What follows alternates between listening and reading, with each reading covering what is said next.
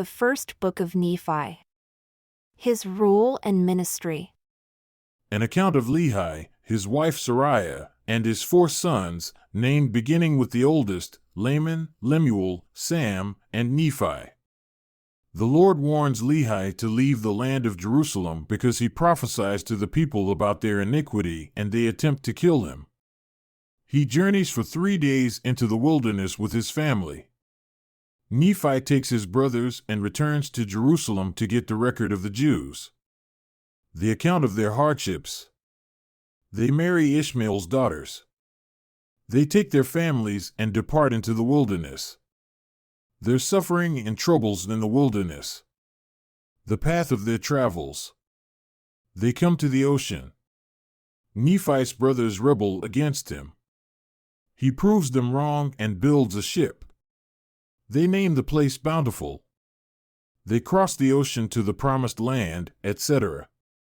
This is according to Nephi's account, that is, I Nephi engraved this record. Chapter 1. I Nephi was born to excellent parents. As a consequence, my father taught me from all his knowledge. I've experienced many hardships during my life, while at the same time I've been greatly blessed by the Lord. I gained great understanding of God's goodness and mysteries. Therefore, I'm making a record of the important events in my life. I'm writing in my father's language, which consists of Jewish knowledge written using Egyptian script. I know the record I'm making is true, written in my own hand, and based on what I know and experienced. My father Lehi lived his whole life at Jerusalem. During the first year that Zedekiah king of Judah ruled, many prophets were warning that the people must repent or the great city of Jerusalem would be destroyed. So my father, when he was alone, prayed to the Lord with his whole heart for his people. As he prayed to the Lord, a pillar of fire descended and rested on a rock in front of him, and he saw and heard many things. What he saw and heard made him shake and tremble. Afterward, he returned to his house in Jerusalem and collapsed on his bed, overwhelmed by the Spirit and what he had seen. While overwhelmed by the Spirit, he was carried away in a vision. He saw the heavens open, and he thought he saw God sitting on his throne, surrounded by numberless rings of angels engaged in singing and praising him. He also saw a person descending from heaven who was brighter than the midday sun. He then saw 12 others following him, and they were brighter than the stars in the sky. They came down to the earth. The first one came and stood in front of my father and gave him a book and told him to read. As he read, he was filled with the Spirit of the Lord. He read, "Woe, woe to Jerusalem, because I've seen your abominations." My father continued to read about Jerusalem, that it would be destroyed along with its inhabitants, many would be killed by the sword, and many would be captured and taken to Babylon. After my father read and saw many great and surprising things, he cried out to the Lord, "O Lord God Almighty, you've done such great and awe-inspiring things. Your throne is high in the heavens, and your power, goodness, and mercy are over everyone living on earth. And because you are merciful, you won't let those who come to you be lost." This is an example of how my father praised God. He rejoiced and his heart was full because of what the Lord showed him. Now I won't provide a full account of what my father wrote, since he's written many things he saw in visions and dreams. He also wrote many prophecies that he told to his children. I'm not including a full account of those things. Instead, I'll write an account of important events in my life. First, I'll summarize my father's record on these plates I made with my own hands. Then, following my father's summarized record, I'll write an account of my life. After the Lord showed my father Lehi the approaching destruction of Jerusalem and other astonishing things, he started prophesying about what he had seen and heard. However, telling them the truth about their wickedness and abominations resulted in the Jews mocking him. But when he also testified that he saw, heard, and read in a book that a Messiah was coming to redeem the world, that made the Jews furious with him, just like they were with former prophets, whom they had thrown out, stoned, and killed. So they tried to kill my father too. But the Lord's tender mercies are shown to everyone he has chosen because of their faith. He uses his power to save their lives. Following this, the Lord spoke to my father in a dream and told him, "You are blessed, Lehi, because of the things you've done. And because you've been faithful and declared the things I commanded you, they're trying to kill you." In that dream, the Lord commanded my father to take his family and make his way into the wilderness. He obeyed the Lord's word and did what the Lord commanded him. He departed into the wilderness. He left his house, the land he had inherited, and his gold, silver, and valuables, and didn't take anything with him except his family, provisions, and tents, and left into the wilderness. He came down by the mountains near the Red Sea shore, journeying through the wilderness until reaching the borders of the Red Sea. He traveled with his family, consisting of my mother Sariah and older brothers, who were Laman, Lemuel, and Sam. After he traveled for 3 days across the wilderness, he pitched his tent in a valley by a river. Then he built a stone altar and made an offering to the Lord and gave thanks to the Lord our God. My father named the river Laman, and it flowed into the Red Sea. The valley was in the mountainous area near its mouth.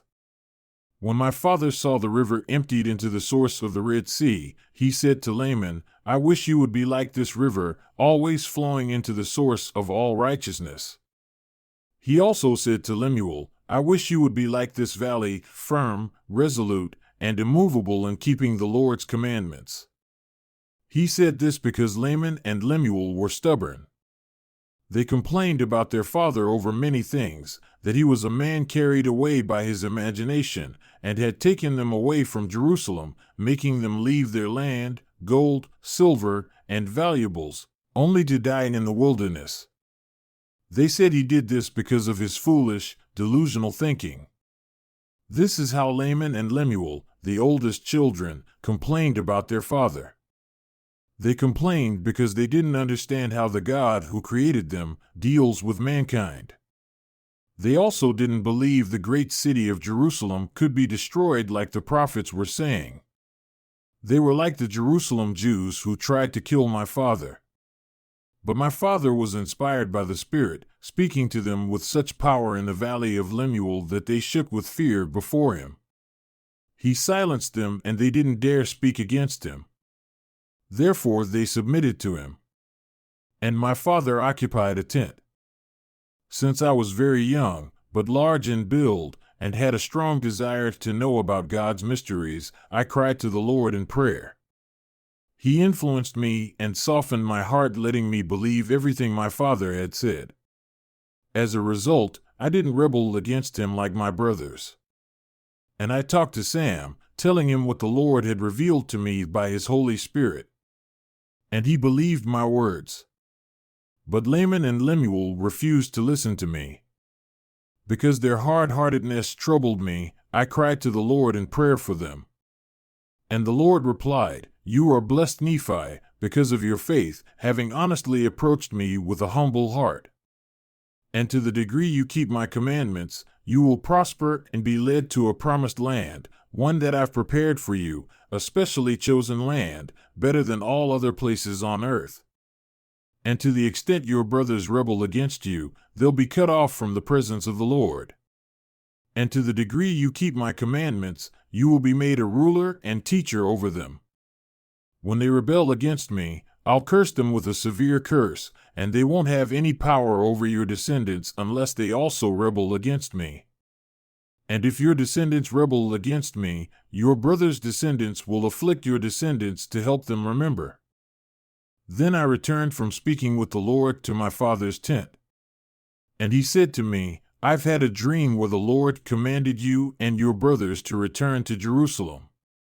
The assignment is to go to Laban, who has the record of the Jews and my forefathers' genealogy engraved on brass plates.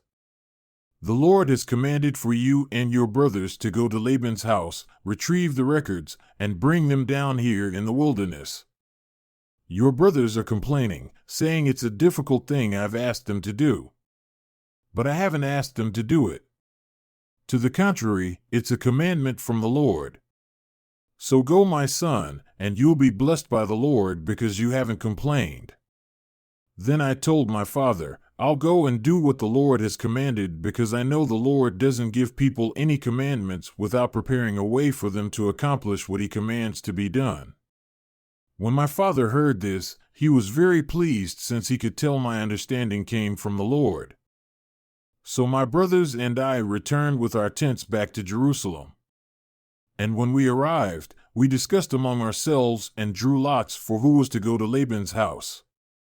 The lot fell on Laban. So he went to Laban's house and talked with him inside. He asked Laban for the records engraved on the brass plates, which contained my father's genealogy. But Laban got angry and threw him out, refusing to give him the records. He accused him, "You're a robber. I'm going to kill you." But Laban ran away and told us what Laban had done. As a result, we were very discouraged, and my brothers were about to return to my father in the wilderness.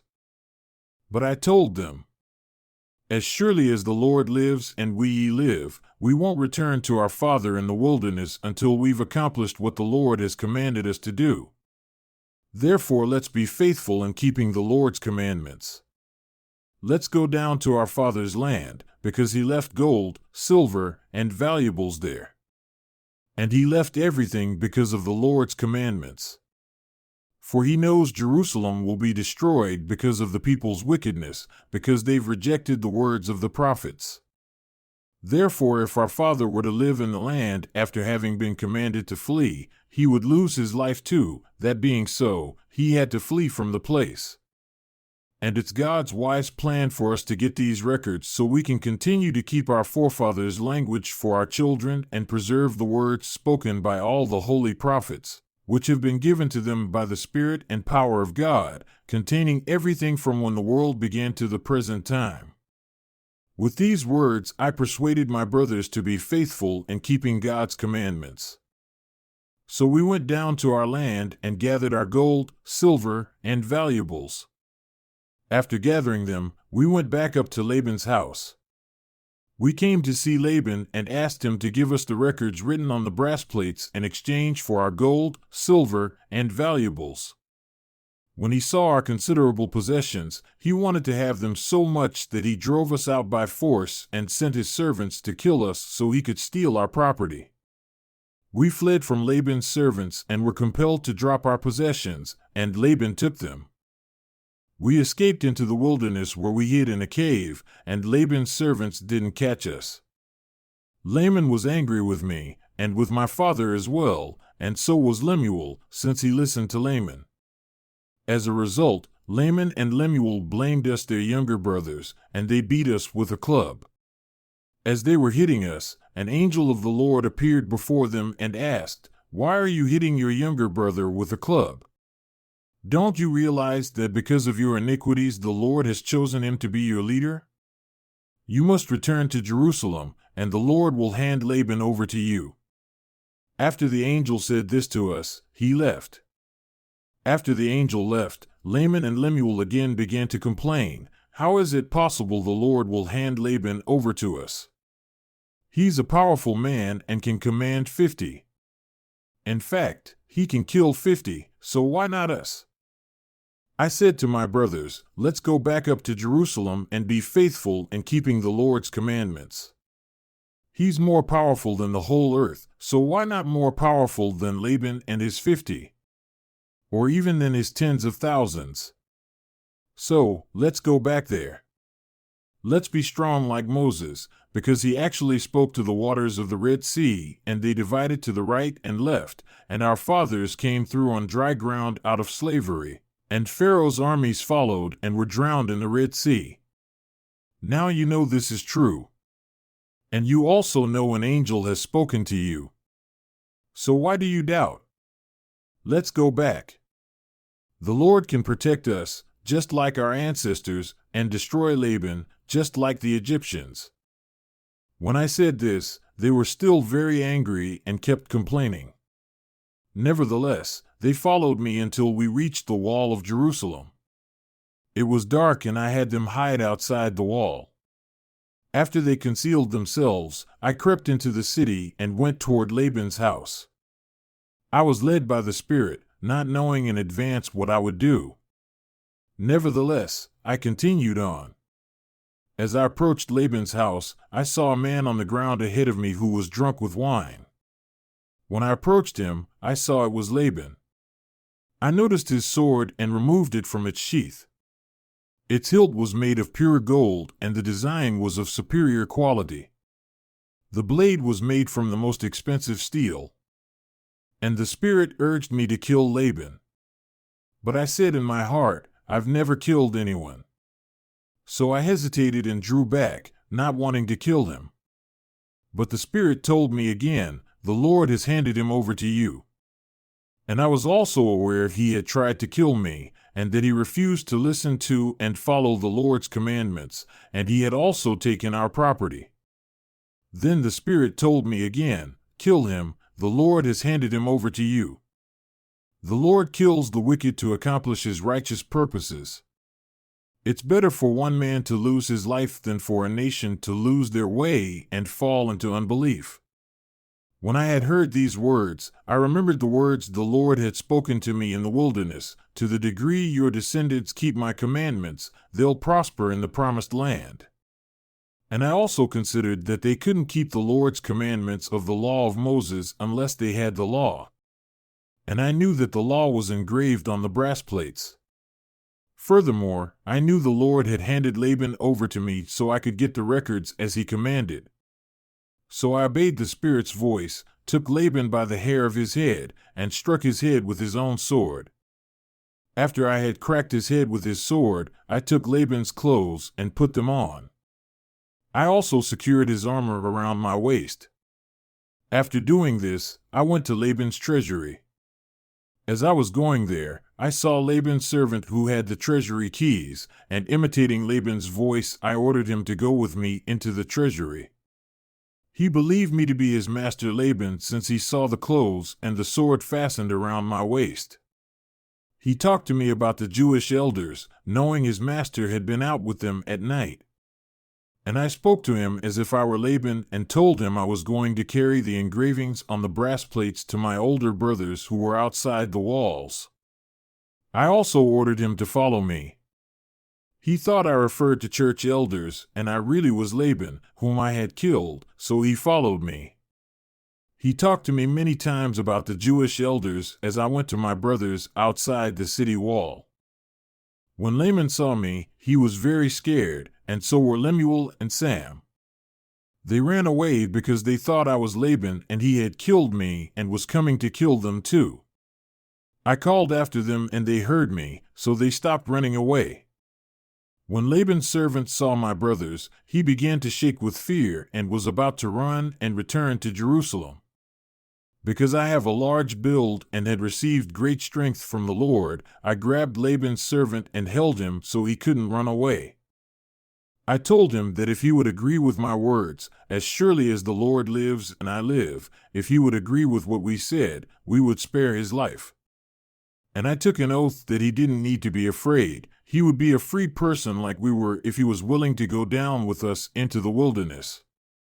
I also told him, the Lord has certainly commanded us to do this. So shouldn't we be diligent in keeping the Lord's commandment? Therefore, if you're willing to go down into the wilderness to my father, you'll have a place with us. Then Zoram, which was the servant's name, was satisfied with what I said and promised to go down into the wilderness to our father. He also made an oath he would stay with us from then on. Now we wanted him to stay with us so the Jews wouldn't know about our sudden departure into the wilderness to follow and kill us. But once Zoram took an oath, our worries about him ended. So we took the brass plates and Laban's servant and went into the wilderness, traveling to our father's tent. After we came to our father in the wilderness, he was overjoyed. And my mother Sariah was extremely glad because she had actually mourned for us, since she thought we died in the wilderness. She had also complained against my father, telling him he was a dreamer, saying, "You've led us out from our own land, and my sons are dead, and we're going to die in the wilderness." My mother complained like this against my father. And my father told her, "I know I'm a man of visions. However, if I hadn't seen the things of God in a vision, I wouldn't have known God's goodness, but would have stayed at Jerusalem and lost my life with my people. But I've obtained a promised land, and I rejoice in that.